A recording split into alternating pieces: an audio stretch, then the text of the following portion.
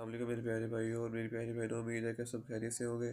اللہ پاک کا لاکھ شکر ہے کہ اللہ پاک نے ہمیں حضرت محمد صلی اللہ علیہ وسلم کو امتی بنایا اور سب سے عظیم کلمہ کلمہ طیبہ لا الہ الا اللہ محمد رسول اللہ عطا فرمایا۔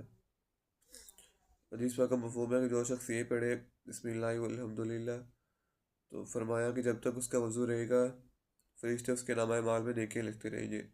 تو وہ مختلف کام کاج میں لگا رہے، جیسے وہ نماز پڑھ رہا ہے، ذکر اذکار کر رہا ہے، قرآن پاک کی تلاوت کر رہا ہے، کہیں جا رہا ہے، کھیتی باڑی کر رہا ہے، جو بھی کرے گا نا وہ مختلف کام کاج دنیا کے جو ہیں، تو جو بھی کر رہا ہوگا تو فرشتے اس کے نامہ اعمال میں نیکیاں لکھتے رہیں گے۔ تو آپ سب نے یہ وظیفہ اپنے گھر والوں سے بھی شیئر کرنا ہے، اپنے بچوں کو، والدین کو، سب کو بتانا ہے، اور یہ حدیث پوری دنیا تک پھیلنی چاہیے، وائرل ہونی چاہیے۔ تو آپ کے بھائی نے نیو یوٹیوب چینل بنایا ہے، تو آپ سب سے گزارش ہے کہ آپ سب اپنے بھائی کو سپورٹ کریں۔ تو ملتے ہیں نیکسٹ ویڈیو میں، تب تک اپنا بہت اچھے سے خیال رکھیں۔ اللہ حافظ۔